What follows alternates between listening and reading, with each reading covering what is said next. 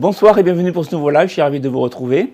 Ce soir, nous allons réaliser une recette pour la Saint-Valentin, que j'ai intitulée Entremets de la Saint-Valentin, qui va être donc un entremets très frais avec beaucoup de framboises, également très fondant en bouche avec un crémeux à la vanille. Donc quelque chose qui ne pourrait que vous plaire. Il y aura également un petit biscuit dacquoise à la pistache qui servira de base. Donc avant de commencer cette émission, je voulais juste vous signaler que le prochain live aura lieu le 5 mars 2025. On tourne actuellement environ un live par mois sur le thème donc, de Mardi Gras. Et l'émission sera donc à regarder exclusivement sur YouTube. C'est un petit changement qu'on met en place actuellement. Donc pour tous ceux qui nous regardent sur Facebook ou sur Twitch, pensez à venir sur YouTube pour regarder les prochains lives. Par contre, on continuera à communiquer sur les réseaux sociaux, donc tous, y compris Facebook et Twitch, pour annoncer les lives. Mais pour me visionner, vous regarderez donc YouTube. Également, Margot, qui est aux commandes ce soir, va nous mettre un petit lien dans les commentaires de la vidéo pour un petit sondage qu'on voudrait vous soumettre pour connaître un petit peu vos impressions et savoir quelles sont vos attentes. Donc n'hésitez pas à y répondre, ça nous permettra vraiment d'améliorer nos émissions et également de répondre vraiment à vos attentes. Donc Margot, tu mettras le lien s'il te plaît et comme ça on pourra bien sûr essayer de nous améliorer. Donc comme vous le savez, Nina n'est plus parmi nous, donc ce soir les lives recommencent avec moi uniquement sur les recettes, mais sinon le procédé n'a pas changé, nous allons faire la recette de A à Z. Alors cet entremets de la Saint-Valentin est constitué d'un confit framboise gingembre. Donc la particularité de ce confit, c'est qu'on y ajoute du gingembre frais qui amène une petite touche très sympathique à la dégustation. Ça reste subtil, mais c'est très, très très bon. Pas besoin d'avoir une adoration pour le gingembre, ça reste très subtil. Donc pour ceux qui n'aiment pas cette racine, ce goût-là, ne vous inquiétez pas, vous n'allez pas être écœuré. Il y aura donc également un crémeux qu'on va faire avec de la vanille Tadoka, je vais en reparler sur le moment. Un biscuit dacquoise pistache, comme je vous l'expliquais. Une gelée de framboise qui viendra donc terminer la décoration de cet entremets. Et un flocage perlé velours, et voilà. Donc l'entremet, le moule pardon, que je vais utiliser ce soir, c'est le moule Eros 2.0, donc de la maison Pavoni. Alors pour tous ceux qui ont déjà acheté le moule, félicitations parce qu'il est déjà en rupture. Donc c'est encore un moule qui est victime de son succès ce soir. Donc il y a des petites solutions à adopter pour ceux qui voudraient vraiment faire la recette et qui n'ont pas retrouvé ce moule dans les temps. Vous avez encore ce type de moule, dans le moule origami qui est disponible sur la boutique. Les stocks sont en positif, donc ça pourrait remplacer le moule Eros. Également le moule Tiamo. Alors bien sûr, on est sur la forme cœur, on est sur la Saint-Valentin. Bon, il y a juste la finition qui va être légèrement différente par rapport à la gelée de framboise qu'on va mettre dessus. Ici, on peut faire des points rouges comme vous voyez sur la photo. Ou alors le moule Je t'aime. On avait déjà fait une recette l'année dernière, il me semble, avec ce moule qui est toujours en forme de cœur. Ils font à peu près des contenances un petit peu similaires au moule Eros. Et ça vous permettra vraiment de pouvoir sortir votre entremets de la Saint-Valentin sans contrainte. Alors c'est sûr que le moule Eros est très, très joli. On peut voir ici par l'envers la finition avec plein de jolis petits cœurs qui s'entrelacent en surface. Voilà. Mais je vous rassure, le produit n'est pas épuisé. Il est juste en rupture de stock momentanée parce qu'on en avait une grande quantité et vous avez tout acheté. Donc voilà. Donc pour commencer, nous allons faire le confit framboise gingembre. Pour ça, il nous faut des framboises fraîches, il nous faut 2 quantités. Une grande quantité qui est ici dans la casserole, une plus petite que j'ai ici dans un petit récipient. Donc les framboises, la petite quantité de framboises restera entière, on s'en servira à la fin. Et pour tout le restant, on va faire donc un confit. Donc framboises fraîches et purée de framboises. Alors je mets les 2 ingrédients. Donc en purée, ici c'est la purée Ravi Fruits. Vous pouvez faire une purée vous-même à la maison avec des framboises fraîches que vous mixez. Mais vous allez retirer les pépins. Et des framboises fraîches entières qu'on va garder, c'est justement pour avoir les pépins. Si on mettait que de la framboise en purée, on n'aurait pas eu tout de pépins dans le confit, alors que je veux du pépin. Et si on mettait que de la framboise fruit, on aurait trop de pépins. C'est pour ça qu'on fait un mix entre purée et framboise fraîche. Ensuite, je vais y rajouter un petit peu de sucre, donc environ 80% du poids du sucre. Il n'y a pas une quantité énorme de sucre, donc faites attention en le rajoutant de toujours garder un petit peu de sucre que je vais rajouter à ma pectine NH. Pectine NH que j'utilise très souvent, qui fait une très très jolie gélification en pâtisserie et que vous pouvez retrouver parmi la sélection de Chef Philippe sur la boutique en petits pots. Et ça vous permet de vous en servir, de la garder dans votre cuisine et d'en avoir toujours à disposition. C'est un produit qui se conserve très très longtemps. Donc la pectine, je la garde de côté avec le sucre. Ici, j'ai du sirop de glucose. Le sirop de glucose qui est assez visqueux en texture, ce qui est normal. Pour le manipuler, soit c'est avec les doigts humides, soit vous le passez un petit peu au four micro-ondes pour l'assouplir, qui devienne donc beaucoup plus souple. Et du gingembre frais qu'on va râper à la minute et que je vais peser grâce à ma petite balance de précision. Il va me falloir 3 grammes. Donc pour la râper, râpe microplane. Et ensuite je récupère par en dessous la pulpe que je vais donc pouvoir retirer. Donc je commence à faire chauffer ma purée, puis ma framboise, puis mon sucre. Et lorsque le mélange va titrer environ 50 degrés, alors c'est pas la peine d'avoir vraiment un thermomètre. Moi je vais l'avoir pour bien vous guider ce soir. Mais à la maison, vous pouvez vous faire avec les premières fumées, c'est-à-dire dès que vous voyez des petites fumées blanches qui s'échappent dans la casserole, c'est signe que ça commence à bien chauffer. Vous pouvez écraser les framboises avec le fouet. De toute façon, en chauffant, les framboises vont s'écraser d'elles-mêmes, vont se mettre en bouillie. Et en fin de cuisson, on aura quand même quelque chose de bien lié.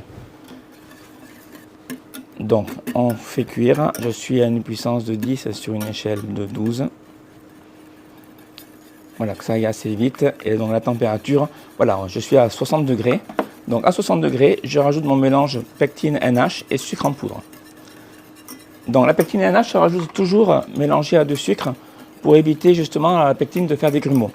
Si on rajoutait cette pectine comme ça même en saupoudrant dans la purée, on risquerait d'avoir des grumeaux qui vont plus se défaire par la suite. Donc toujours mélanger avec une petite quantité de sucre que vous prélevez sur la masse totale. Et ensuite, on va faire donc cuire cette préparation en la portant à ébullition de façon à activer les propriétés de la pectine. Ce n'est pas comme une gélatine qu'on rajouterait dans une préparation chaude qui va fondre, s'incorporer et en refroidissant, elle va gélifier. Là, la pectine, si vous la rajoutez sans la cuisson, en fait, c'est comme si vous rajoutiez rien du tout. Donc, on porte à ébullition. Alors là, comme on a une quantité assez petite, on va porter à ébullition sur environ 30 à 40 secondes. Ça va être suffisant. Et je mélange continuellement durant cette cuisson. Voilà, là on est sur l'insert, donc l'insert composé d'un confit framboise et gingembre. Donc il va apporter beaucoup de fraîcheur à cet entremets. Donc vous allez avoir vraiment le bon goût de framboise qui va être bien présent lors de la dégustation. Et ça c'est quelque chose qui va plaire au plus grand nombre de palais. Donc je suis quasiment sûr que cette recette va plaire à vous tous. Voilà, donc je vous ai dit entre 30-40 secondes, on va pouvoir arrêter la cuisson maintenant là. Voilà, je retire la casserole du feu en la mettant sur le côté. Et ici, je prends mon sirop de glucose que je vais juste faire donc ramollir au micro-ondes pour pouvoir le rajouter. Donc on met dans le four pas trop chaud, pas trop fort en puissance. Et là, je vais donc prendre mon gingembre et je vais commencer par le peler. Donc ça, vous trouvez facilement dans les supermarchés au rayon fruits exotiques. Vous prenez la quantité qu'il vous faut. C'est comme une racine, vous coupez une branche ou deux selon ce qu'il vous faut. Voilà, avec un couteau d'office, donc vous retirez la peau. Et ensuite, on va poursuivre avec la râpe. Donc, le glucose va ramollir très rapidement. Donc, vous ne le laissez pas trop longtemps dans le four. Et ensuite, vous venez donc le rajouter. Est-ce que le sirop c'est obligatoire? C'est conseillé, oui. C'est pour avoir là, quand même une bonne texture. C'est un anticristallisant. à ne pas confondre ou intervertir avec un glucose déshydraté, donc un glucose en poudre, mais c'est quand même conseillé. Alors si vraiment vous n'avez pas le glucose à la maison, vous vous en passez, c'est pas très grave. Mais si vous voulez que l'entremets se conserve assez bien dans le temps, alors c'est surtout pour les professionnels, ça, pour que l'entremets puisse rester en vitrine, qu'il reste joli, qu'il reste appétissant, qu'il fasse envie aux clients. Donc là, ce sont des additifs qui sont importants. À la maison, si vous n'avez pas le sirop de glucose, supprimez-le tout simplement. Vous aurez tout de même un confit framboise gingembre qui sera tout à fait acceptable et délicieux tout de même. Donc voilà, je l'ai rajouté. On ne fait pas de cuisson supplémentaire. Je rajoute mon sirop de glucose dans le confit qui est encore chaud. Et je vais donc râper donc, mon gingembre. Alors le gingembre, c'est une racine qui est très filandreuse. Donc on va récupérer la pulpe. On va avoir beaucoup de petits fils qui vont rester accrochés à la râpe. Donc c'est normal, ne vous inquiétez pas. C'est juste un petit peu plus fastidieux au nettoyage par la suite. Lorsque vous devrez nettoyer la râpe, le mieux c'est de la faire tremper dans de l'eau et au bout d'un petit moment, vous allez voir que ça va se défaire tout seul. Donc voilà, je viens avec les doigts récupérer la pulpe. Tous les fils ils restent accrochés vraiment dans la râpe. Il me faut que 3 grammes, donc je ne vais pas en faire une grosse quantité. Je vais juste contrôler avec ma petite balance si j'ai mes 3 grammes. Alors, déjà, je n'ai pas bien réglé. Hop.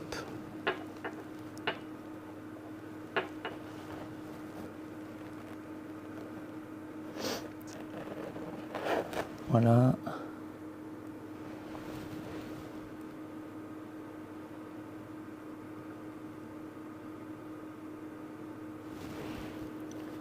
Hop. Allez, encore un petit peu.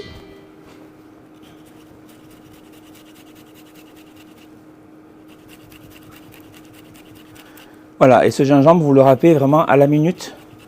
Ne le faites pas 2 heures avant. Sinon, vous allez y perdre en qualité, il va s'oxyder. Voilà. Donc, toute la pulpe, en fait, elle ne tombe pas, elle reste accrochée à la lame. Et vous venez récupérer par en dessous.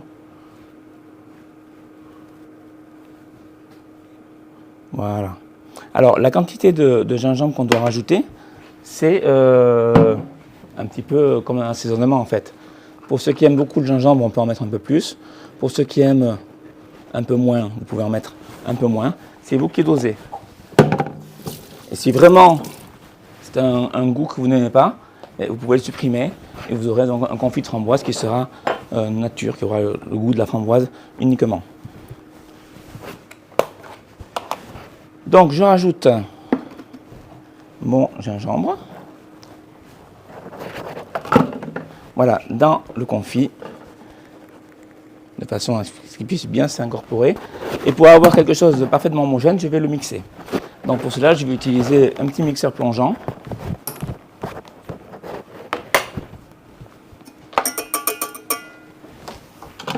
Ça commence déjà à gélifier. Ça veut dire que la pectine commence à agir. Voilà, je mixe. Ainsi, je suis sûr que la framboise va bien être broyée s'il reste des morceaux.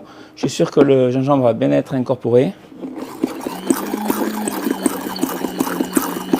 Et là, je suis vraiment sur les quantités pour un entremets.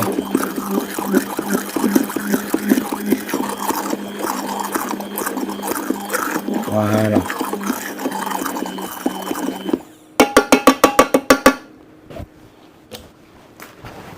Pensez à rincer votre mixeur tant que celui-ci, quand la préparation est encore chaude, non gélifié. Ça sera beaucoup plus facile à le faire. Et d'autant plus qu'on va en avoir un nouveau besoin pour la suite de la recette. Tiens Margot, s'il te plaît, tu peux m'attraper à la plonge un bac en plastique rectangulaire blanc. Tu vas le trouver en rentrant dans la plonge à gauche, en bas, sur l'étagère. Un petit, s'il te plaît.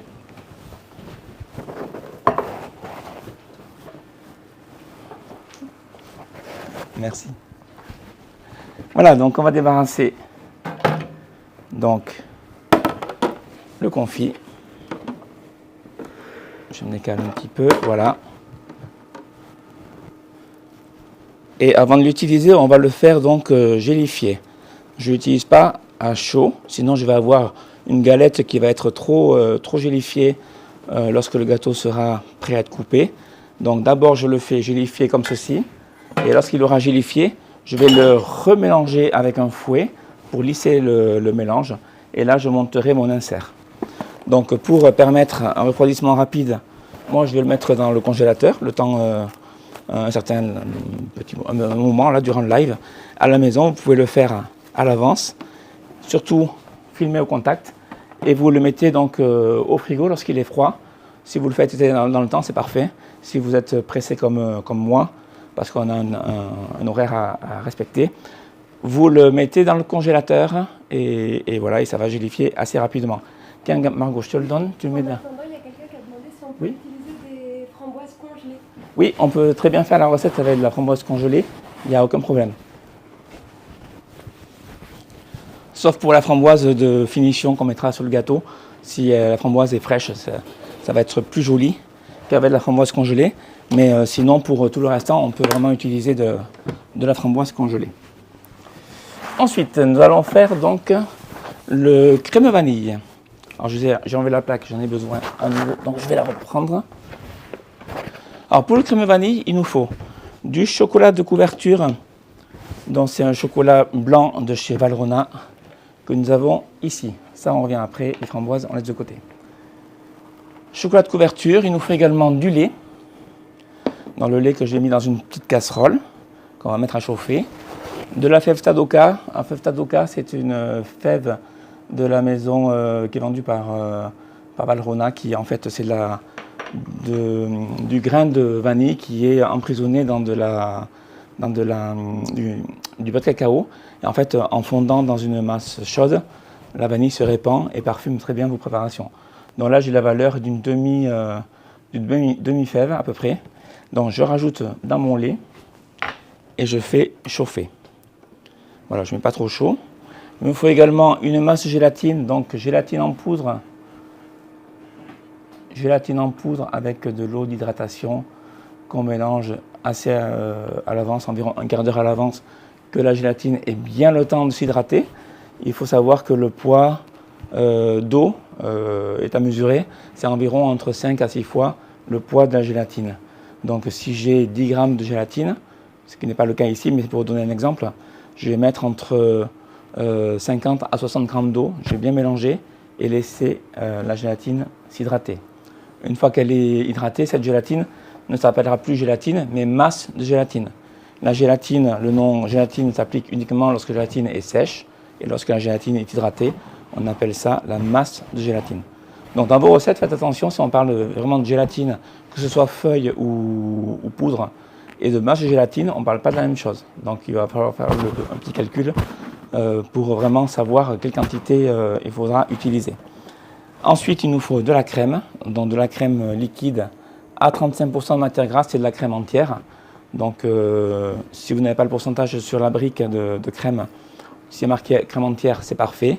Et tous ces éléments vont nous permettre de faire le crémeux. Donc ici, je fais chauffer mon lait avec donc, la fève Tadoka. On voit elle est en train de se dissoudre. Et pendant ce temps, je vais faire fondre mon chocolat au four micro-ondes. Oui. Mettre de la gousse de vanille. Oui. Moi, j'utilise la Tadoka, c'est parce que c'est un produit un petit peu moderne et qu'on ne connaissait pas il n'y a pas si longtemps que ça. Mais on peut faire avec de la gousse de vanille, on peut faire avec de la vanille en poudre, on peut faire de l'extrait de vanille, on peut faire avec la vanille que vous avez à la maison, bien sûr. Et avec la vanille de votre choix, c'est-à-dire il y a la vanille Bourbon, on peut utiliser la vanille Tahiti. Si vraiment vous avez vous aimez une vanille plus qu'une autre, utilisez vraiment celle que vous voulez, celle que vous aimez.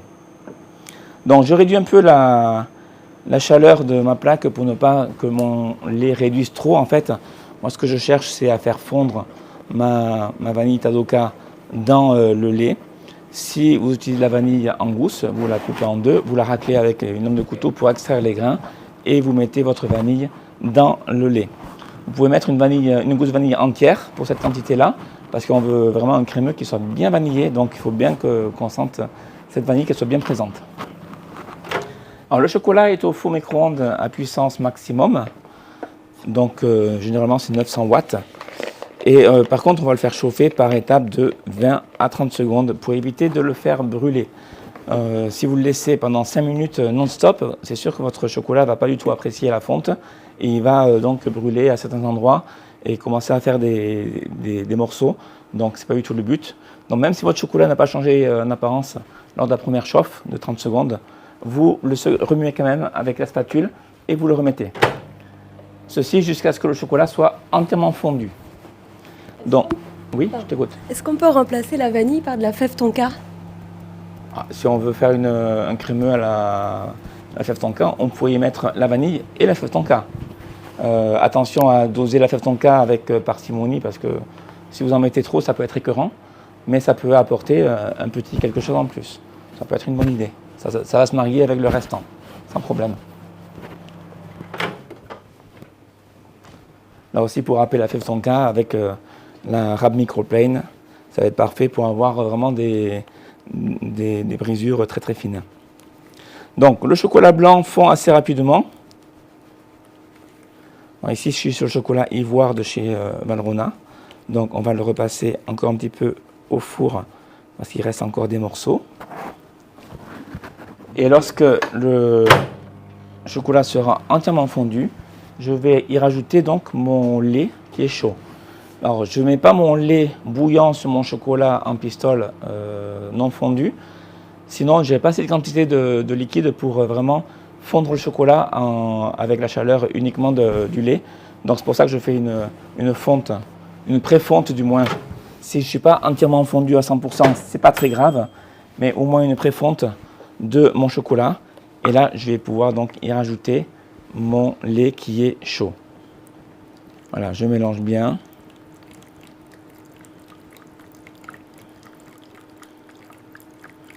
Avec une spatule, je mélange surtout vers le centre et ensuite j'irai chercher tout le restant du chocolat sur les côtés.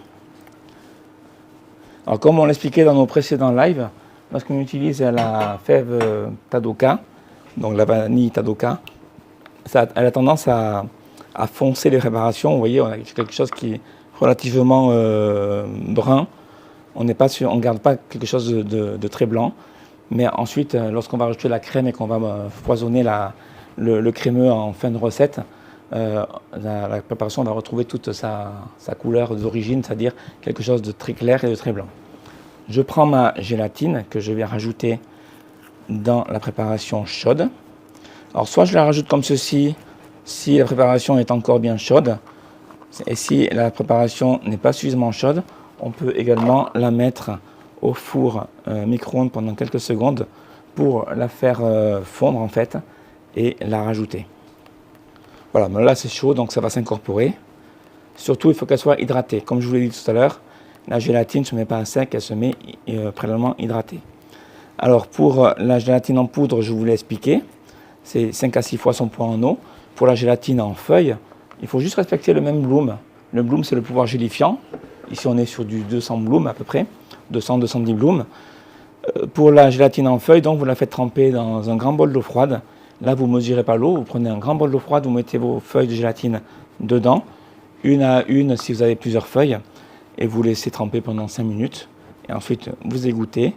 Vous pouvez poser vos feuilles sur un papier absorbant pour vraiment retirer l'excédent d'eau, juste avoir les feuilles qui sont toutes molles, et vous les rajoutez dans la préparation chaude ou tiède, de façon à bien les incorporer. Voilà, et ici je vais rajouter maintenant ma crème, donc crème entière. Alors ce crémeux est à réaliser de préférence la veille. Il faut qu'il repose bien au frais pendant toute la nuit pour vraiment avoir l'arôme vanille qui se développe dans tout le crémeux et pour avoir une très bonne gélification en fait par la suite et un bon foisonnement. Donc c'est quelque chose qui doit se faire bien à l'avance. Si vraiment vous n'avez pas le temps, vous pouvez vous permettre de faire le crémeux, admettons, le matin pour faire le montage du gâteau le soir. mais pas faire le crémeux et puis vouloir le foisonner de suite. Non, il faut que le crémeux redescende en température, qu'il reprenne bien le froid, sinon vous n'allez pas pouvoir le foisonner correctement. Et pour terminer, pour bien mélanger tous ces éléments, à savoir la vanille, le chocolat qui n'est pas de morceaux qui reste entier, également la gélatine, on donne un dernier coup de mixeur. Ça va mélanger également la crème entière pour avoir quelque chose de vraiment bien homogène.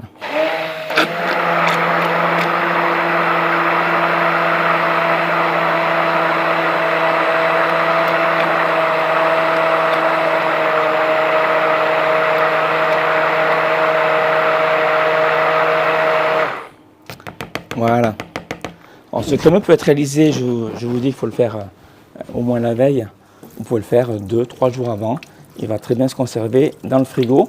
Et si ça peut vous soulager, vous, à votre niveau, à la maison, pour réaliser l'entremets, plutôt que de devoir tout faire le jour J et vous mettre un petit peu le stress en cuisine, mais vous faites le crémeux et ça va très bien se conserver. Donc le crémeux, lorsqu'il est fait, on le filme au contact. Très important le terme au contact, ça évite de laisser en fait de l'air entre la préparation et le film. Si je l'avais mis posé sur le récipient, donc je le pose au contact comme ceci et ensuite je le mets au frigo.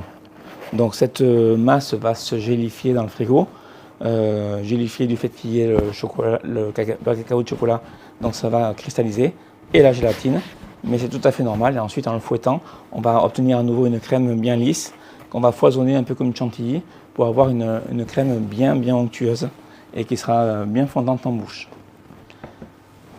Étape suivante, on va faire donc le biscuit dacquoise pistache. Donc cette fois-ci, je me débarrasse de ma plaque de cuisson. Alors, c'est pas compliqué du tout. On va partir sur des fruits secs, à savoir de l'amande en poudre.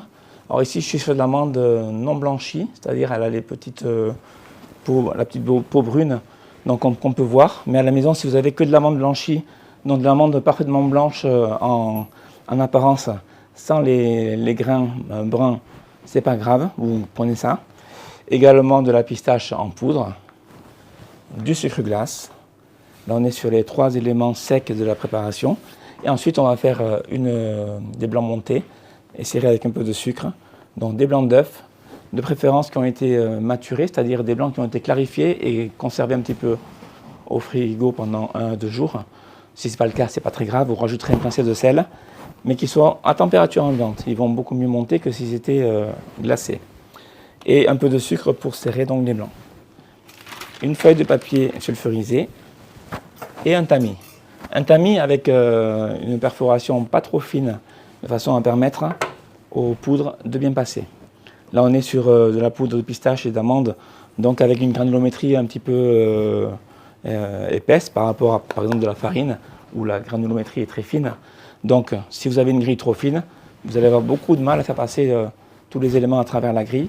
Donc, on prend, si on a un tamis avec différentes grilles, une grille moyenne.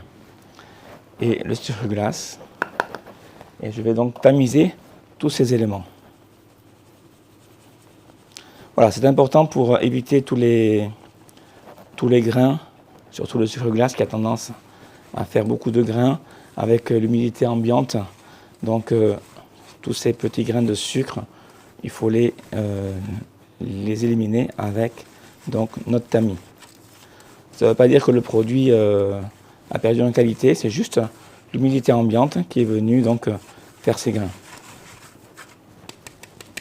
Voilà, s'il reste des petits morceaux de pistache ou d'amande, une fois que tout est tamisé, c'est des morceaux qu'on ne va pas pouvoir passer à travers la grille. Vous pouvez les rajouter comme ceci, mais au moins on a l'ensemble de la préparation qui est bien tamisée. Voilà, on va mettre ça de côté. Donc on a nos 3 poudres qui sont bien tamisées. Et là, je vais prendre le batteur.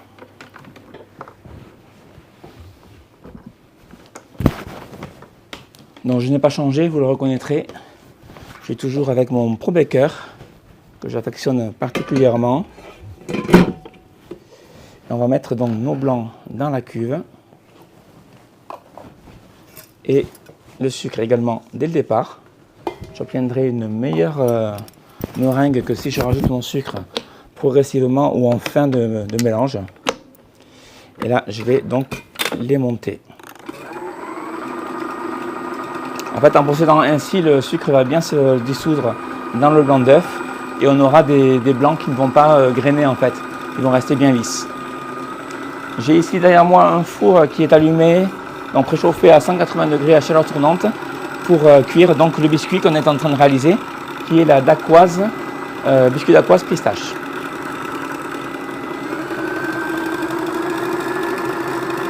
Tu vas aller me chercher s'il te plaît Margot dans le congélateur le confit qu'on a réalisé juste avant, de framboise.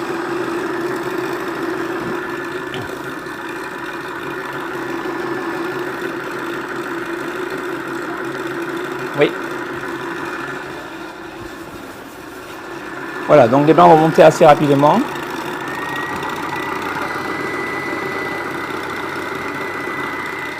Voilà, quand il est au frigo, le confit, il n'y a pas de risque. Quand il est dans le congélateur, il faut faire attention. C'est pour ça qu'ici, il a un petit peu blanchi sur les bords. Mais il va revenir à température assez rapidement. C'est pas très gênant. Voilà, je le sors, je le laisse là. On va finir le biscuit, on pourra revenir sur le confit et monter notre insert. Donc voilà, les blancs commencent à bien avoir une tenue.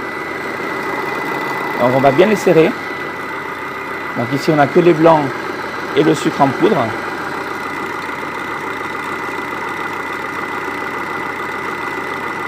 Vous voyez, je suis en train de monter une petite quantité de blanc dans une grande cuve. Donc c'est la particularité de ce robot qui permet de monter des quantités assez petites malgré la taille de la cuve. Et ça je l'apprécie particulièrement. C'est pareil pour monter une crème fouettée. Vous allez pouvoir monter 100 g de crème malgré que la cuve soit assez grande. Et lorsque les blancs sont montés, donc on peut le vérifier, voilà, comme ceci. Il faut que ça reste accroché au fond de la cuve. Quand j'étais enfant, quand on montait des blancs en neige, on faisait le test au-dessus de la tête. Il fallait que ça tienne. Donc voilà, vous pouvez faire ça. Si les blancs ne tiennent pas, c'est qu'ils ne sont pas assez montés. Ensuite, je rajoute donc mes 3 poudres en une seule fois. Et je mélange avec une maryse. Oui. Des nouvelles du laminoir? Oui, c'est prévu pour mars. Le laminoir est en cours de transit. Il doit être dans un conteneur au fond d'un bateau parce qu'il nous vient de Chine. Et on a eu le nouvel an chinois qui est venu se greffer et qui a retardé donc, les choses. Mais là, d'après notre fournisseur français, c'est plus sur mars. Donc ne vous inquiétez pas, c'est dans les tuyaux. Et si vous nous suivez, vous n'allez pas le rater.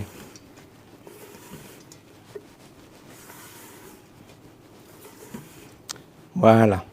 Donc ici, j'ai ma préparation de pâte à dacquoise que je vais venir pocher de suite sur un papier sulfurisé. Pour cela, je vais utiliser une poche pâtissière.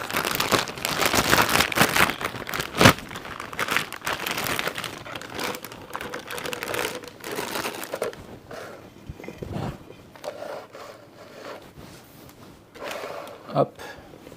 Par rapport au laminoir, tout ça, ça m'a été confirmé la semaine, pas la semaine dernière, mais la semaine d'avant, parce que j'étais à Lyon, au CIRA, où j'ai rencontré donc mon fournisseur qui va nous vendre ce laminoir et qui me l'a confirmé donc verbalement. Donc il n'y a pas de souci, tout est en route.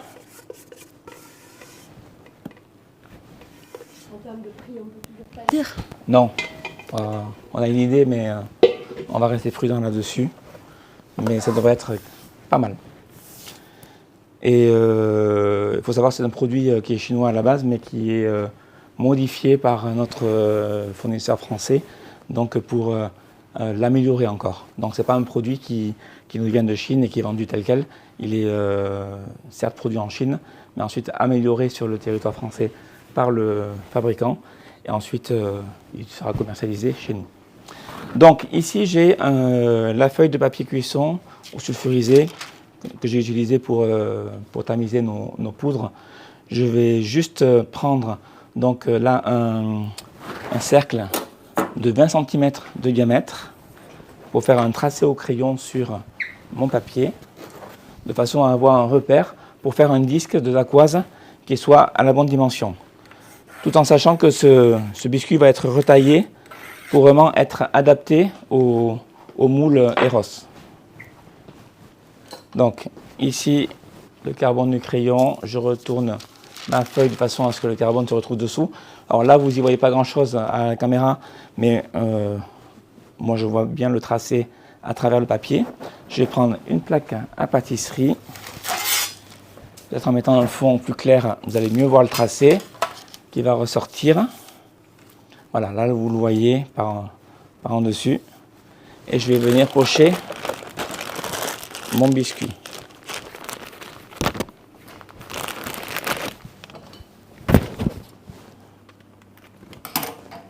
Voilà, je fais un petit orifice d'environ un demi-centimètre à 1 cm et je viens pocher en partant du centre et je fais un escargot, une spirale.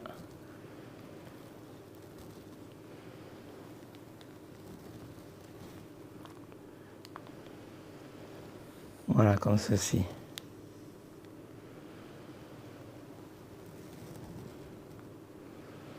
Le but étant bien sûr d'atteindre la bordure de crayon. Pensez à bien retourner le papier pour éviter que le carbone du crayon en fait s'imprime sur le biscuit. Disons que la mine de crayon n'est pas très comestible, donc c'est conseillé de faire comme ceci. Et donc on obtient ceci. Voilà, que je vous montre à la caméra. Donc notre biscuit dacquoise pistache qui est légèrement vert et qu'on va mettre dans le four immédiatement à 180 degrés pendant 12 minutes.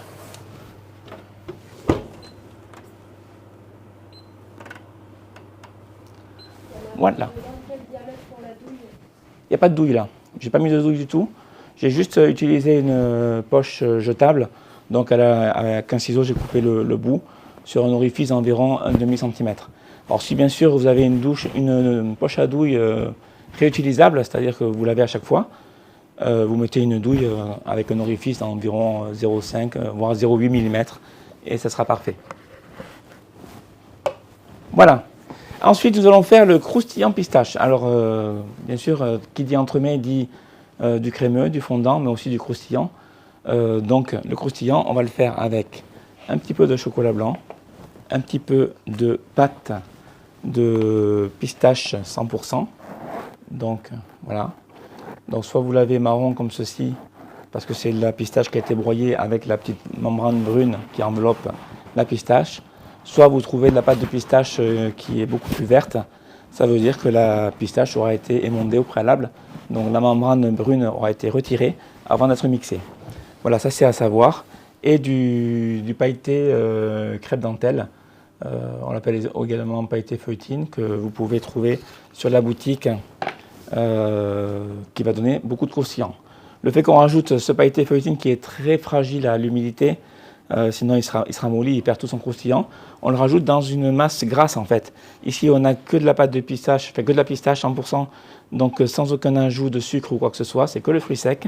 Et ici on n'a que du chocolat blanc qui est donc que de la matière grasse et du sucre. Donc tout ça va venir envelopper nos pétales de pailleté et on va garder un croustillant, même après un passage prolongé au congélateur ou au frigo. Dans le chocolat blanc, on le fait ramollir, faire fondre par étape de 20 à 30 secondes. C'est pareil, quelle que soit la quantité de chocolat blanc, qu'on en ait 50 grammes ou 500 grammes à faire fondre, c'est toujours par étape de 20 à 30 secondes. Il faut toujours retenir ce détail. Donc ici j'ai mon crémeux. Tu vas m'attraper s'il te plaît Margot, un petit récipient en plastique de ce type-là. Tu les as juste en face en rentrant à la plonge. En face de toi là. Alors, le confit qui est ici, il a gélifié. Merci. Alors, il est un petit peu gelé dans mon cas parce que je l'ai mis dans un congélateur super puissant, mais c'est pas très grave, la partie blanche elle est en train de revenir à température. À la maison, il va garder son aspect bien rouge, tel que vous l'avez mis dans le frigo. Et une fois que c'est gélifié, vous voyez, on obtient quand même quelque chose de bien gélifié. Là, j'ai une jolie galette de confit que je mets ici dans mon récipient. Et avec un fouet, je vais venir donc lisser le tout pour avoir une texture marmelade. Si j'avais moulé directement mon confit de framboise et de gingembre dans mon moule ici, j'aurais eu après un insert, un intérieur d'un entremets qui aurait été dur, trop gélifié. Là, je vais avoir quelque chose qui va rester crémeux et qui va être pas coulant, mais presque. Et qui va être vraiment très très fondant en bouche. Voilà, lorsque vous l'avez bien fouetté, on peut voir à la caméra, je suppose qu'on va les voir, les petits pépins. Je vous rappelle qu'à la base, on a mis moitié framboise fraîche ou surgelée, puisqu'on m'a posé la question, ça fonctionnera aussi, et moitié purée de framboise, de façon à avoir un équilibre en pépins. Si on mettait tout en purée, 0 pépins, mais il manque un petit peu de mâche à la dégustation, et si on mettait tout en fruits frais ou en fruits surgelés, on aurait trop de pépins. Donc là, on fait un moitié-moitié, et on obtient donc un juste équilibre. Donc on va mettre notre confit dans la poche. Je reviens sur le croustillant juste après. On fait deux choses en même temps. Là, je vais mettre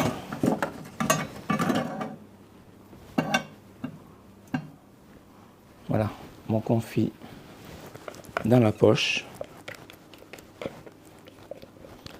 Alors là, j'ai la quantité juste pour un entremets également.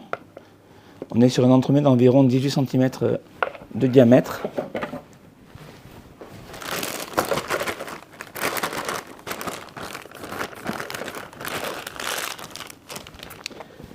Et je vais prendre donc une plaque à pâtisserie recouverte avec une toile silicone et un cercle à tarte du diamètre 14. Alors le diamètre c'est important pour le moule Eros, il sera parfaitement adapté au diamètre du moule. Et je vais venir garnir tout l'intérieur avec ce confit. Donc je viens faire un orifice assez grand, environ 1 cm voire un peu plus sur ma poche. Et je viens pocher directement mon confit, comme ceci. Directement sur le silicone et directement au contact du cercle. Voilà, donc je viens tout mettre. Voilà. Avec une petite palette, je vais juste égaliser le dessus. Comme ceci. De toute façon, on va avoir quelque chose d'homogène en épaisseur. Et là, rappelez-vous, on avait des petites framboises au départ. On va venir donc les positionner sur le confit et venir les piquer. Alors, je les écrase légèrement et je viens les positionner. Le but, c'est quand même que les framboises rentrent dans le confit. Il ne faut pas qu'elles dépassent trop au-dessus du confit. Donc, n'hésitez pas à bien les enfoncer avec les doigts. Voilà, vous essayez de les répartir correctement sur toute la surface. Le but étant d'avoir de la framboise fraîche sur tout le disque, de façon à ce qu'on en retrouve au moins dans chaque part de l'entremet. Et lorsque ceci est fait, on vient filmer donc au contact. Et on vient mettre ça au congélateur. Donc cette préparation peut être également faite à l'avance, gardée dans le congélateur. Et ensuite pour le démouler, un petit coup de chalumeau sur le contour, même on pourra le faire sans chalumeau avec les mains. Je vais vous montrer. Et on pourra donc l'extraire facilement. Voilà. Donc le biscuit reste 5 minutes, vu qu'on est sur une base de de blanc monté. C'est un biscuit qui gonfle légèrement à la cuisson, mais qui va redescendre aussitôt en sortant du four. Donc là, tout se passe bien. Donc dans mon four, j'étais avec mon chocolat blanc pour le croustillant. Donc chocolat que je fais fondre entièrement.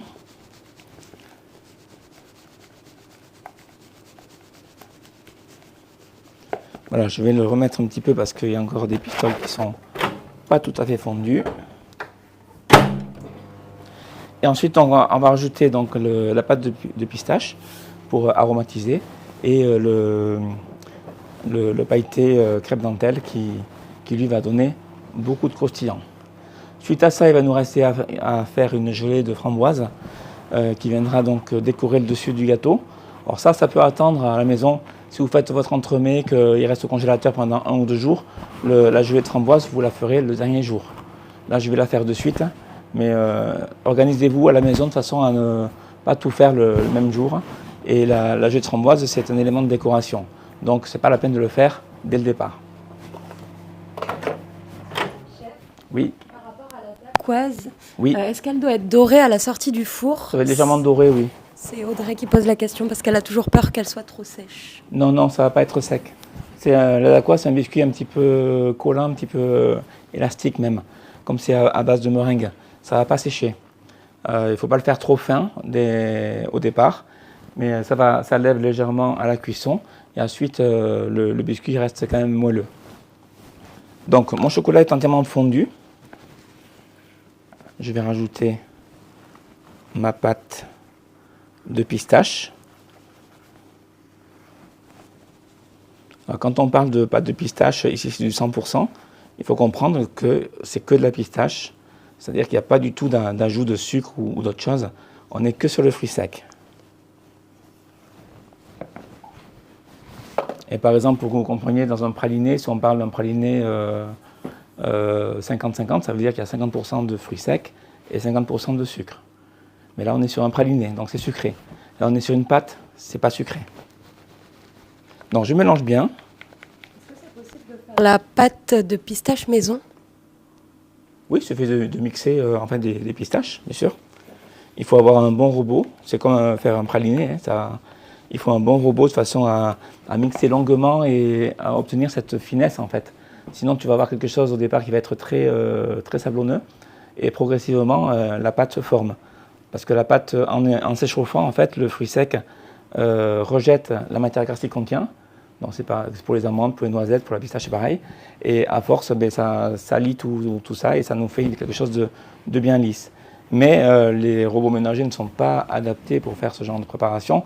Alors sur une petite quantité, oui. Sur des grosses quantités, vous allez sûrement tuer votre robot.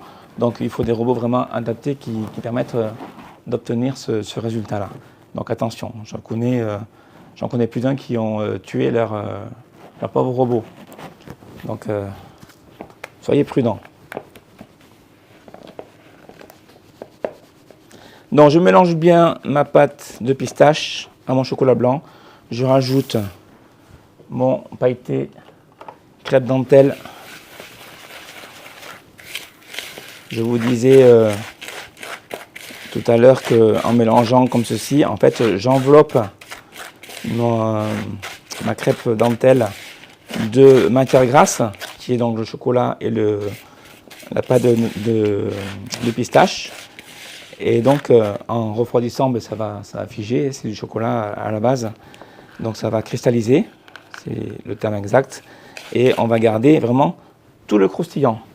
Et là, on aura vraiment toutes les textures qu'on cherche à avoir dans un entremets. C'est pas que du mousseux ou que du crémeux ou que du fondant. C'est bien d'avoir différentes textures pour avoir vraiment un maximum de plaisir à la dégustation.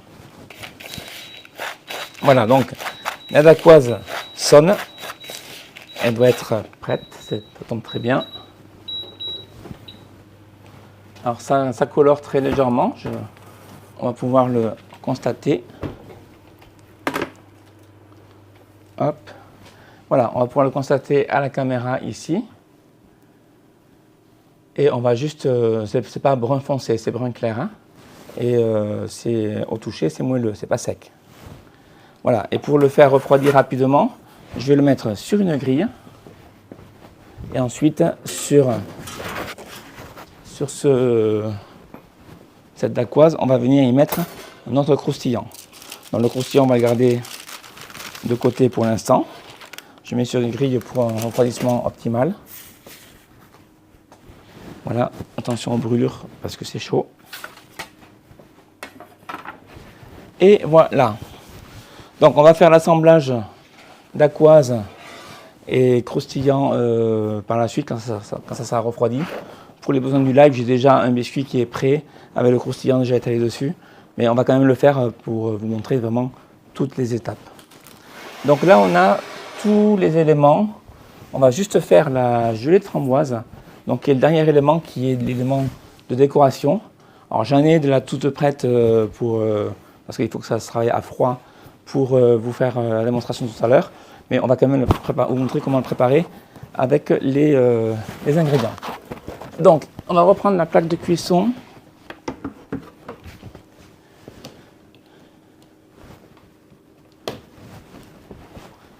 On est ce soir sur une recette relativement simple qui est vraiment à la portée de tout le monde.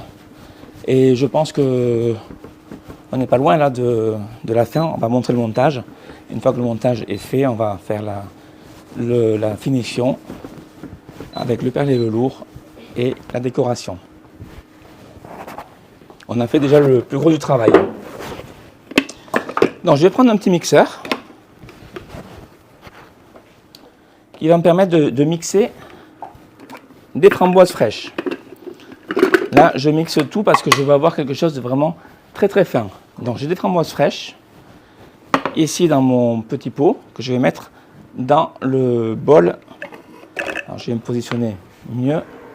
Voilà, dans le bol de mon mixeur et que je vais pouvoir mixer finement. J'ai également du sucre en poudre. J'ai également une masse de gélatine. Donc, si vous avez suivi tout à l'heure, la masse de gélatine, c'est la gélatine plus l'eau d'hydratation. Et on va faire chauffer tout ça. Donc, là aussi, c'est un mélange de purée, donc sans pépins, et de fruits frais avec des pépins pour avoir un juste équilibre. On pourrait le faire qu'avec de la purée si vraiment les pépins, vous n'en voulez pas plus.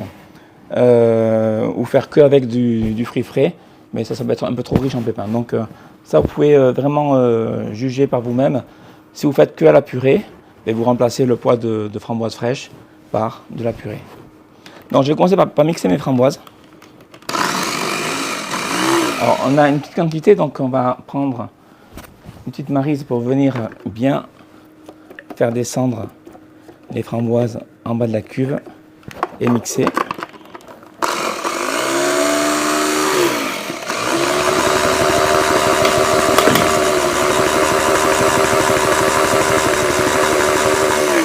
Voilà, je secoue un petit peu mon robot pour que tout ça se transforme en purée. Je viens corner de temps en temps.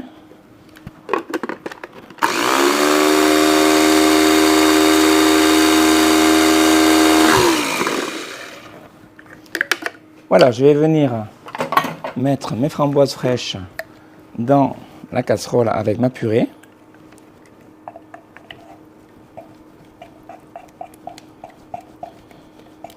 Voilà, c'est très simple, c'est juste une gélification avec de la gélatine classique. Donc gélatine, on peut utiliser gélatine d'origine porcine, bovine, donc porcine le porc bien sûr, bovine le bœuf.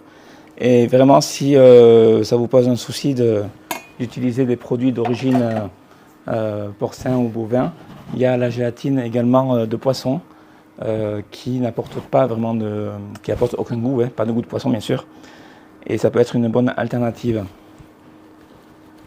Voilà, je mélange, je fais chauffer, je rajoute mon sucre. Et quand ça sera chaud, mais pas l'ébullition, on va rester sur... on va essayer de préserver le plus possible le fruit frais. Donc c'est-à-dire lui apporter le moins de cuisson possible. Dès que ça sera à 50 degrés environ, je vais y rajouter ma gélatine qui est ici. Je vais bien pouvoir mélanger. Et ensuite... on va pouvoir mettre ça en poche et le garder de côté. Donc l'intérêt d'avoir mixé la framboise, vu que la framboise se met en purée lorsqu'on la chauffe, ici je ne vais pas jusqu'à une ébullition, donc je ne vais pas avoir une purée vraiment fine. C'est pour ça que j'ai mixé mes framboises fraîches au départ. Et là j'obtiens donc quelque chose qui va être fin dès le départ, malgré que les fruits sont encore entièrement crus. Et je vais rajouter donc ma gélatine. Voilà, je suis à 50 degrés, je peux m'arrêter. Je rajoute la masse de gélatine et je mélange pour tout bien faire fondre. Je rappelle que nous tournons actuellement environ un live par mois. Donc là ce soir on est sur un entremets pour la Saint-Valentin, la date approche à grands pas. Je le rappelle pour ceux qui seraient un petit peu perdus dans le calendrier, c'est le 14 février prochain. Donc notre prochain live aura pour sujet le Mardi Gras. Et je voulais juste vous signaler que dorénavant, les lives seront diffusés sur YouTube et non plus sur YouTube, Facebook et Twitch. Donc pensez, surtout pour les utilisateurs de Facebook et de Twitch, de vous créer un compte sur YouTube pour pouvoir nous suivre, vous abonner à notre chaîne et ainsi nous suivre, continuer à nous suivre. Bien sûr, vous continuerez à être prévenus de ces émissions-là sur tous les réseaux, donc y compris sur Facebook et sur Twitch, Instagram et compagnie. Mais sachez que la diffusion, le jour J, c'est vraiment sur YouTube. Et vous pourrez continuer à voir toutes ces émissions en replay. Voilà, ça c'est dit. On va mettre donc la gelée dans une poche. Cette gelée s'utilise à froid. Donc à froid, ça veut dire à température ambiante, vous ne la mettez pas dans le frigo. Le but n'est pas de la faire gélifier. Une fois que la gelée est dans la poche, vous allez voir, on va mettre la poche à plat et on va la laisser en attente, tranquillement, de façon à ce que la température redescende tout doucement et qu'on obtienne donc quelque chose de froid mais qui reste liquide. Donc voilà, j'ai mis ma gelée et là je mets ma poche comme ceci à plat, donc tout sur une fine épaisseur et ça ne va pas gélifier, ça va rester parfait. Voilà, ça vous le faites le jour de la finition de votre entremets. Ce n'est pas la peine de le faire plus tôt. Si vous le faites plus tôt, vous êtes obligé de le passer au frigo, vous êtes obligé de le laisser gélifier. Ben, si c'est le cas, vous le refaites chauffer tout doucement pour le ramener à l'état liquide. Mais il faudra l'utiliser froid, comprendre par froid, froid égale température ambiante. Voilà, donc maintenant on va faire le montage. Donc on va faire un peu de place. On va préparer notre moule Eros. Dans le fameux moule qui a eu beaucoup de succès. Pour ceux qui nous ont rejoints en cours de recette, je disais que le moule Eros, donc, qui est celui-ci, qui a une finition très sympathique en surface, vous allez le voir lorsque le gâteau sera terminé, a été victime de son succès. Je pense que beaucoup d'entre vous ont anticipé la recette, vu qu'elle était annoncée, et ont voulu vraiment faire cet entremets. Donc vous êtes jetés sur les moules. Pourtant on avait prévu du stock. Eh bien, pas assez, visiblement. Donc je disais plutôt dans le live qu'on pouvait remplacer donc ce moule par d'autres moules à connotation Saint-Valentin avec pour déclarer sa flamme, son amour, dire je t'aime. Donc on a le moule justement qui s'appelle Je t'aime, qui est ici, qui fait à peu près la même contenance, qui est un gros cœur avec des espèces de pétales. Également le moule Ti Amo. Alors tout ça bien sûr ce sont des moules qui sont toujours disponibles à la vente et qui sont en stock, de façon à pouvoir vous dépanner pour votre Saint-Valentin.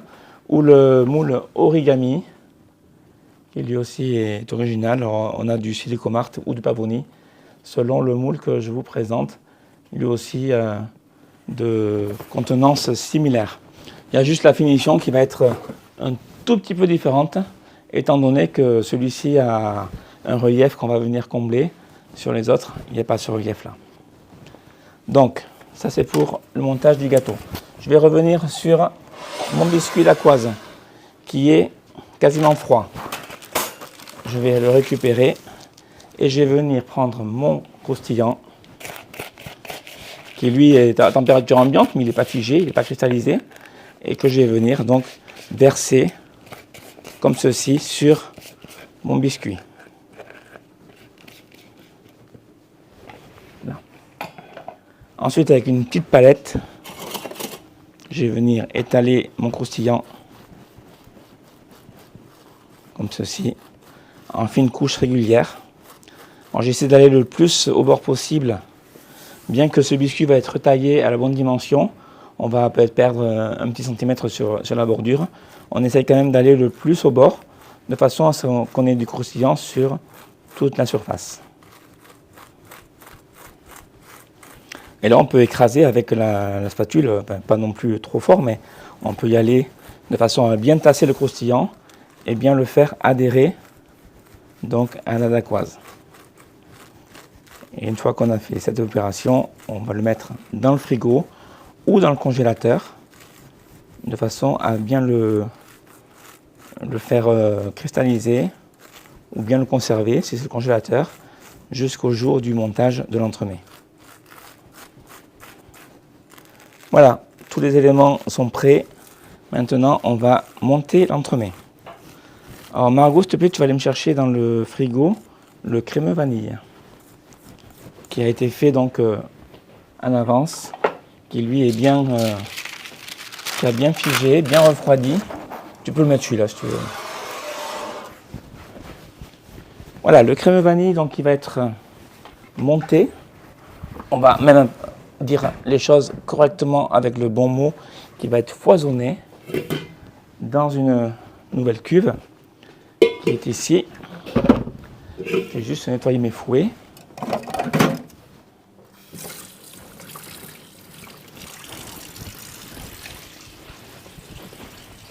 Et voilà, merci. Donc les fouets, un petit coup de rinçage.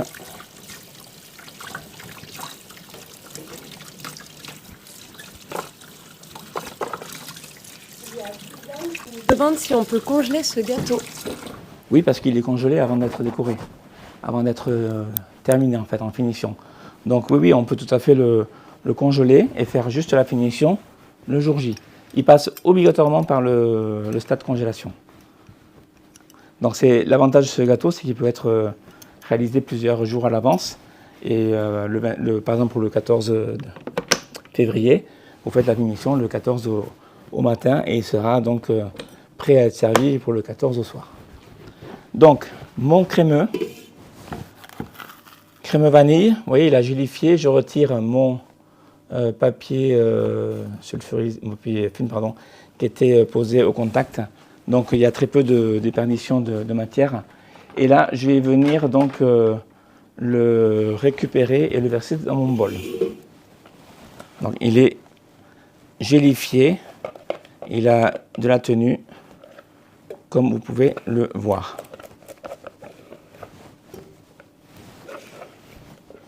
Voilà, et on va donc le foisonner, c'est-à-dire le monter comme une chantilly en quelque sorte. On va incorporer de l'air et ça va aller assez vite. Donc vous restez devant votre batteur, que vous ayez le ProBaker ou le KitchenAid ou le Kenwood, peu importe, ça marchera pareil. Et vous restez devant. Donc au départ, le batteur va bien lisser le crémeux et progressivement, en incorporant de l'air, il va prendre une texture un peu plus onctueuse. Et progressivement, on va voir les fils du fouet qui vont se dessiner de plus en plus en surface. Attention à ne pas trop monter le crémeux, sinon vous aurez quelque chose de beaucoup trop épais en texture et vous aurez du mal à le mouler. Le but étant de mouler ce crémeux dans le moule Eros, donc sans faire trop de bulles d'air. Sinon, ces bulles d'air se retrouveront au démoulage et ça ne va pas être joli. Donc j'accélère un tout petit peu. Et si tu mets la caméra du dessus, s'il te plaît. Voilà. Ici, on voit donc que le mélange se fait progressivement. Je ne sais pas si on voit à la caméra vraiment le tracé des fils du fouet, mais progressivement, il se dessine de plus en plus. Et là, je vais être prudent à ne pas le laisser trop tourner.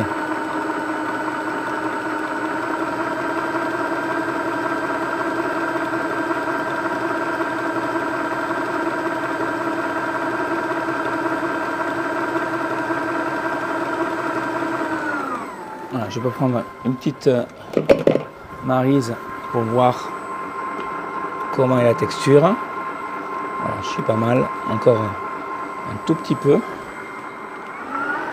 Alors, en faisant ce mélange, le poisonnement, la crème a tendance aussi à blanchir un petit peu, à prendre un petit peu plus de lumière, à s'éclaircir. Voilà.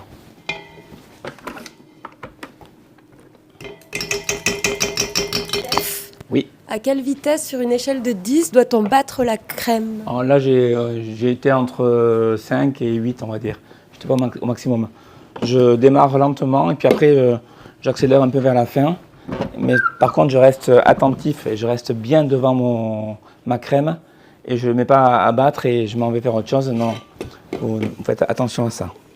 Parce que sinon, vous risquez d'avoir un crémeux qui va se transformer pas en beurre, mais qui risque de grainer. Et s'il commence à grainer, ben là, c'est fichu, le grain, il ne partira plus. Voilà, je mélange avec la maryse de façon à m'assurer de l'homogénéité du crémeux. Il y a toujours des petites zones dans les cuves qui sont moins bien malaxées, moins bien mélangées. Donc, un petit mélange avec la maryse, comme ceci. Et j'ai plus qu'à débarrasser donc mon crémeux dans une poche. Donc, je ne sais pas si vous avez remarqué, mais je travaille beaucoup avec des poches sans douille. Hein, parce que là, on n'est pas en train de faire des décors, on est en train de faire du pochage. Donc, j'ai que de la poche jetable, ce qui est très pratique et très hygiénique. Mais les douilles, on s'en sert vraiment que pour faire un pochage bien précis. Ça peut être de la pâte à choux, ça peut être du décor en crème pour faire des rosaces. Voilà, et on met donc notre crémeux qui a une certaine tenue. On peut le voir hein, quand on le verse. C'est pas quelque chose de liquide, c'est pas quelque chose de trop épais non plus. Hein. Vous voyez là, je le pose sur ma poche.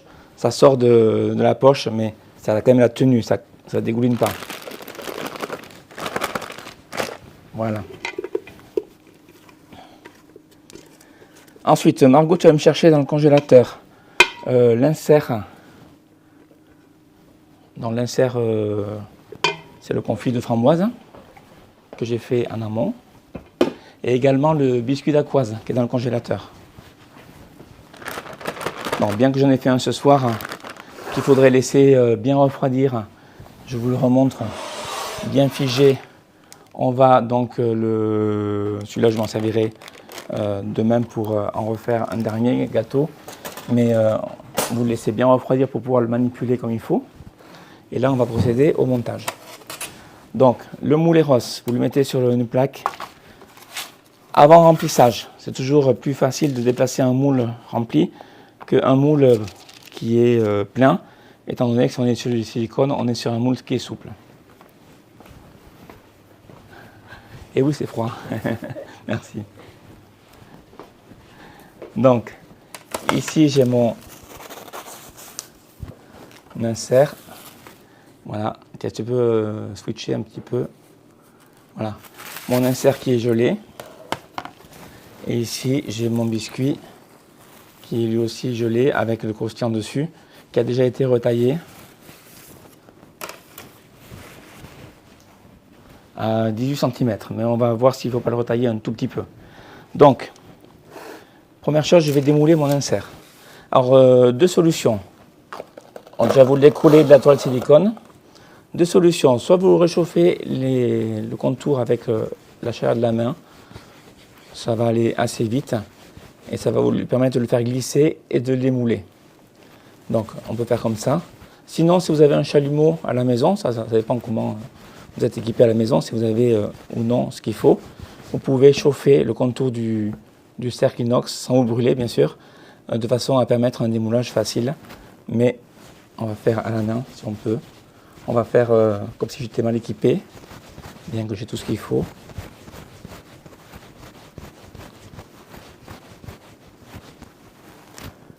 Voilà, et là, hop, on le démoule. Alors, c'est presque mieux de le faire à la main qu'avec un chalumeau. Comme ça, on n'est pas en train de le faire fondre un peu prématurément. On a encore les les bords qui sont bien solides et non pas moitié fondus parce qu'on a laissé la flamme un peu trop longtemps. Alors je vais venir garnir mon moule. Alors je vais faire une grosse ouverture en bas de ma poche, environ 2 cm de diamètre. Et au fond du moule, je vais vous montrer, on a donc tous nos petits cœurs en relief. Et je vais essayer de venir combler. Je ne vais pas venir remplir bêtement sans réfléchir le fond de mon moule. Je vais essayer de venir dessiner le contour de mes cœurs avec ma poche, de façon à ce que ma crème rentre bien dans le creux, dans les empreintes des cœurs. Ça va déjà limiter notre risque d'avoir beaucoup de bulles d'air. Bon, ça ne va pas le limiter à 100%, mais après avec une spatule, on va venir bien écraser. Donc je commence.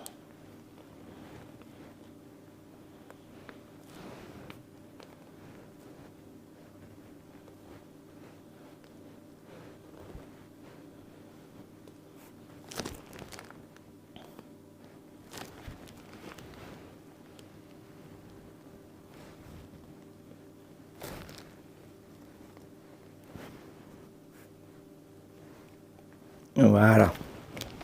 Ensuite, je vais prendre une petite spatule.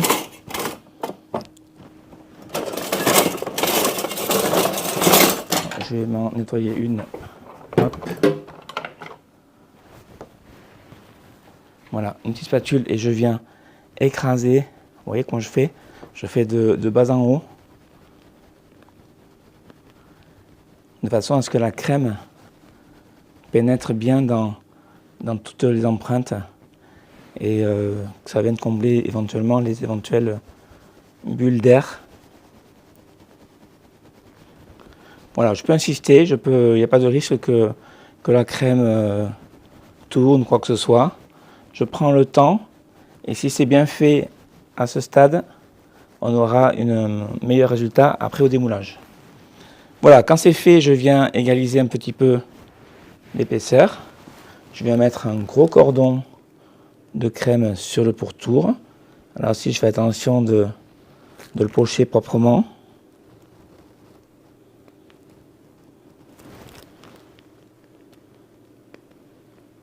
Voilà. Et avec ma palette, je viens écraser cette crème sur le contour.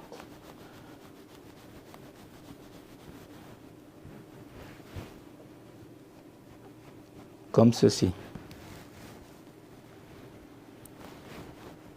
Voilà. Ensuite, je prends mon insert.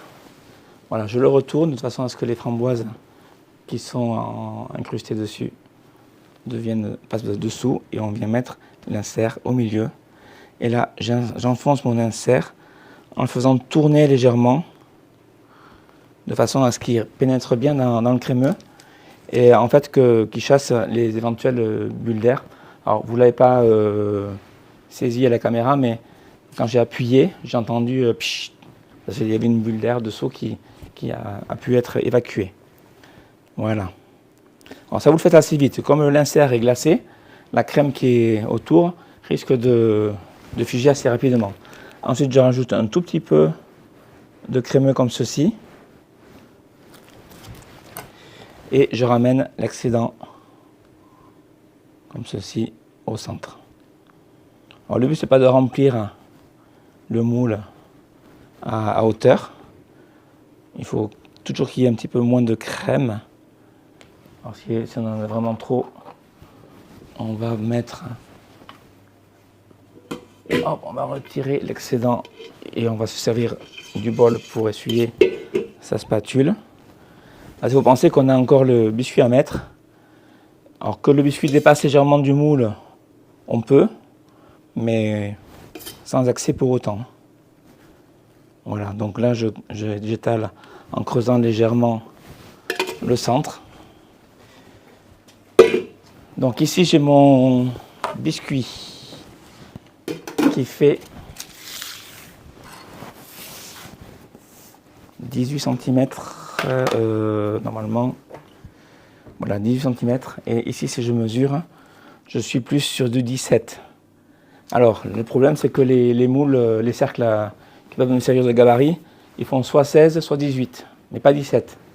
Donc, après avoir retaillé mon disque à 18, je vais le réduire très légèrement, comme ceci, avec un petit couteau, de façon à gratter très légèrement et lui permettre d'être à la bonne dimension.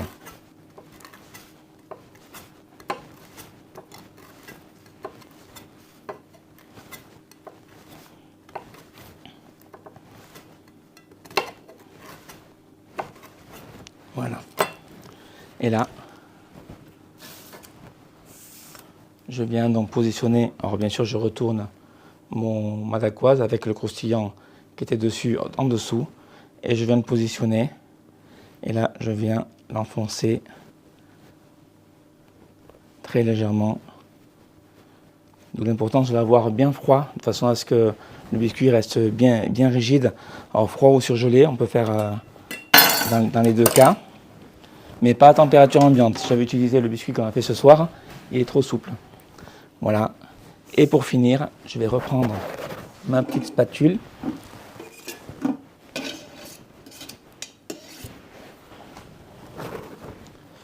Et je vais venir ramasser l'excédent qui est tout autour, s'il y a de l'excédent.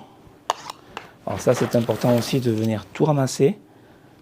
Comme ça, au démoulage, vous aurez quelque chose de parfaitement net. Vous n'aurez pas de bavure. Ça, ces bavures, on va les retrouver sinon au démoulage. Et ça va être moins joli. Voilà. Comme ceci.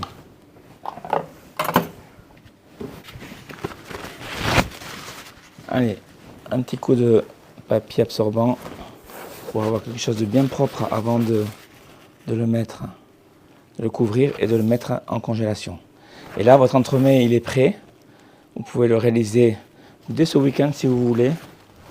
Et comme ça, vous êtes tranquille pour le 14. Vous n'aurez plus qu'à faire la finition. Vous le filmez au contact, toujours, et vous le mettez au congélateur. Comme ceci. Voilà, maintenant je vais me préparer pour la fin, c'est-à-dire le démoulage, le flocage et la décoration. Et bien sûr, la découpe, on continue toujours à faire une découpe à la fin de chacune de nos recettes, de façon à voir ce qui se passe à l'intérieur et voir s'il y a quelque chose d'intéressant. C'est toujours bien de pouvoir regarder ce qu'il y a à l'intérieur. Donc, je m'installe juste pendant quelques instants pour faire le flocage. Tu vas aller me chercher, s'il te plaît, Margot, 4 feuilles de papier sulfurisé, les grands formats, qui sont... tu rentres à droite et tu regardes à ta gauche, en haut, tu vas avoir des feuilles de papier blanc. Tu m'en prends 4.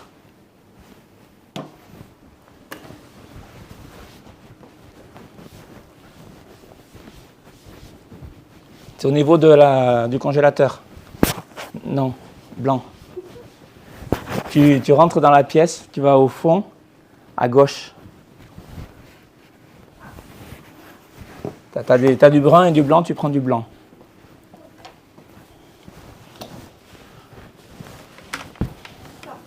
Ouais. On va en prendre 4, s'il te plaît. J'arrive. Merci. Voilà, je viens juste mettre donc un petit peu de papier sur mon plan de travail. À la maison, vous faites ça avec du papier journal. Ça évitera de passer une demi-heure à nettoyer votre cuisine juste après, parce que ça prend un petit peu c'est un petit peu volatile. Ici, j'ai un plateau tournant, donc c'est pas obligatoire, mais c'est bien pratique pour pulvériser et avoir quelque chose de parfaitement bien réparti. Je vais préparer une plaque à pâtisserie, peu importe la plaque, la recouvrir de papier film en surface.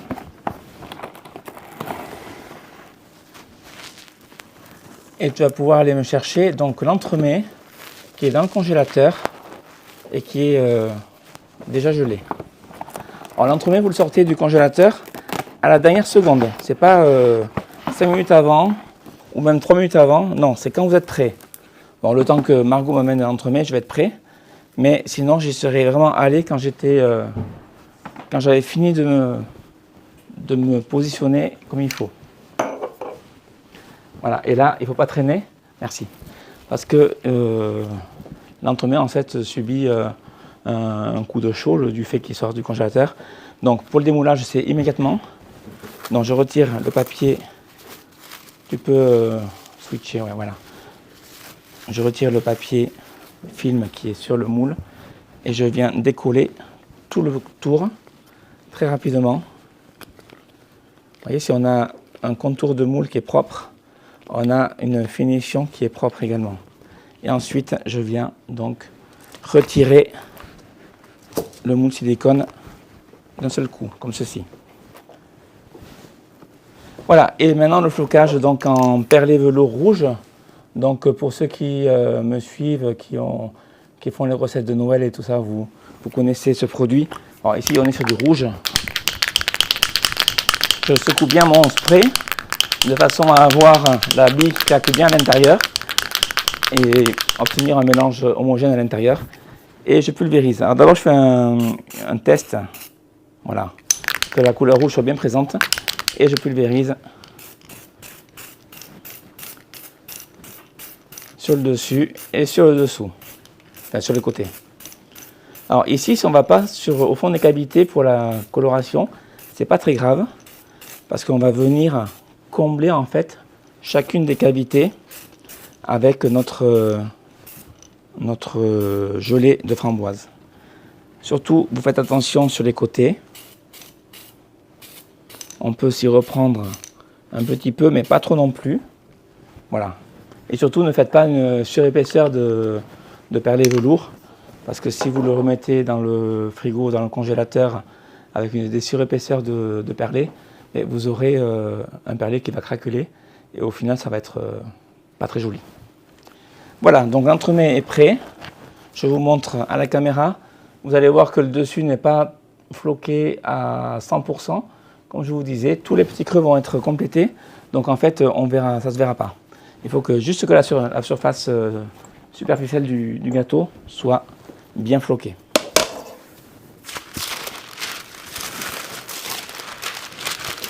Alors, lorsque l'entremets est à ce stade-là, vous le décorerez uniquement lorsqu'il sera dégivré, pas en l'état. Donc dans 3 à 4 heures, il faut vraiment compter ce laps de temps. Si vous commencez à mettre votre gelée de framboise dans les cavités, et comme il est gelé, votre gelée va gélifier instantanément et vous allez faire quelque chose de vraiment pas joli. Donc vous laissez dégivrer comme ceci, je vais te le donner là-dessus de Margot, dans votre frigo, et vous, une fois qu'il est dégivré, vous allez pouvoir combler. Tu vas m'amener celui qui est fait partiellement, s'il te plaît. Donc le fait de mettre l'entremets, de le floquer, il y a un givre qui se forme en surface, donc l'entremets a tendance à blanchir. Mais après, au bout de 4-5 heures de décongélation, lorsqu'il est vraiment dégelé à cœur, il va retrouver toute sa couleur rouge bien nette, bien claquante. Et là, vous pourrez mettre votre confit de framboise. Donc pour aller un peu plus vite, j'ai commencé à le décorer, celui-ci. Je vous montre à la caméra ce qu'on obtient. Donc on vient vraiment remplir les cavités. Je vais terminer ici. Donc vous voyez, il y a tous les contours du cœur qui est bien rouge avec le flocage. Et le cœur de chaque cœur, on peut dire ça comme ça, qui vient être complété. Donc ici j'ai ma gelée de framboise qui est toujours à température ambiante, donc qui ne s'est pas du tout solidifié. Je vais prendre un pic en bois pour m'aider pour faire la répartition de la gelée si c'est nécessaire. Alors c'est une gelée qui est relativement liquide, qui est très peu gélifiée, de façon à ne pas avoir des blocs de gelée sur le dessus, mais avoir quelque chose qui reste onctueux. Et là je viens de déposer, donc j'ai fait un tout petit trou au bout de ma poche, et je viens de déposer très délicatement ma gelée comme ceci, qui est bien coulante, dans les empreintes qui me restent à compléter.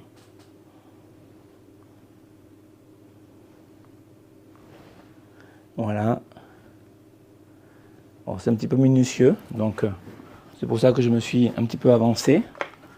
Et ensuite, avec la pique en bois, on vient juste bien étaler le confit jusque sur les bordures.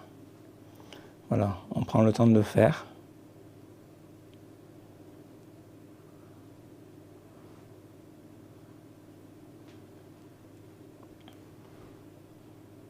Ils disent que c'est très joli. Ah, merci. Est-ce que c'est bon? Voilà. Et là, lorsque c'est terminé, vous pouvez donc le laisser dans le frigo. On va juste faire la petite finition, on va le faire sur l'autre. Donc, bien sûr, avant de servir, vous laissez au frigo que la gelée qu'on vient de mettre se gélifie, de façon à ce que ça ne coule pas à la découpe. Quand tu vas te mettre celui-là dans le frigo, et tu vas prendre l'autre qui est entièrement fini. On va juste faire la petite décoration sur le dessus avec la framboise. Tu me ramènes l'autre, s'il te plaît. Voilà, on arrive donc au bout du live. J'ai pas toussé du live et là ça commence. Donc ici j'ai de la feuille d'or, un tout petit peu de feuille d'or, j'ai de la framboise fraîche. On va juste utiliser une framboise. Et tu vas me prendre une assiette pour la découpe, s'il te plaît. Donc, l'entremet est entièrement dégivré, entièrement garni sur le dessus.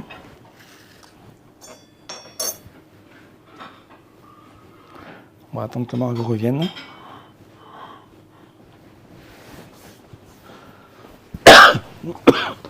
Merci.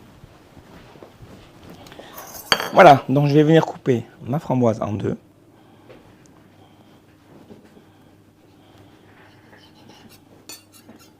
Voilà, je vais venir la déposer délicatement sur la bordure de mon cœur, alors le cœur central. Et ensuite, avec une petite pince, je vais venir déposer une pointe d'or. Et voilà donc le résultat de mon entremets de la Saint-Valentin, donc composé d'un confit framboise gingembre et d'un crémeux à la vanille. Et en base, vous avez un biscuit d'Aquoise pistache avec un croustillant à la pistache.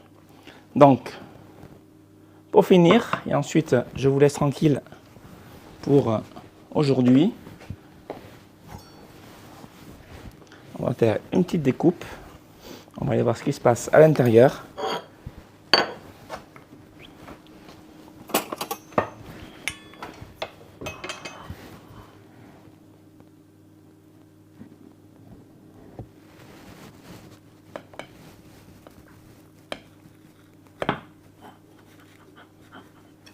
Voilà, il y a le biscuit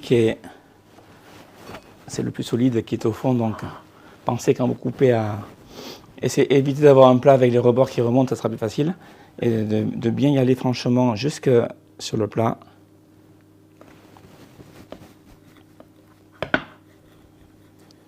Voilà.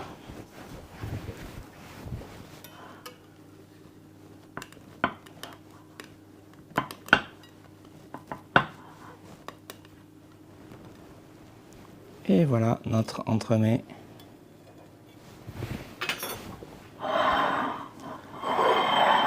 Et je peux vous garantir qu'avec ça, vous allez vous régaler.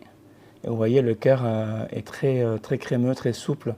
C'est pas quelque chose qui est vraiment gélifié et qui est très solide. Et avec la vanille qui est autour, vous allez vous régaler. Voilà pour ce soir, c'était donc mon entremets de la Saint-Valentin. Je vous rappelle qu'un petit sondage est à votre disposition. Vous avez le lien en commentaire de la vidéo.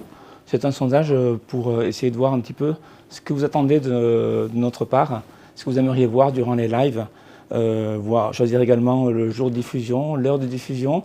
On vous donne la parole, c'est à vous de nous indiquer un petit peu vos envies et pourquoi pas répondre à vos attentes si vraiment les mêmes critères reviennent régulièrement. Donc tout ça, c'est Margot qui va le gérer de son côté pour ce soir. Je vous laisse tranquille. On se retrouve le 5 mars 2025 pour une recette sur le thème de Mardi Gras. Je vous souhaite une très bonne soirée. Prenez bien soin de vous et je vous dis à très bientôt. Salut Margot. Au revoir.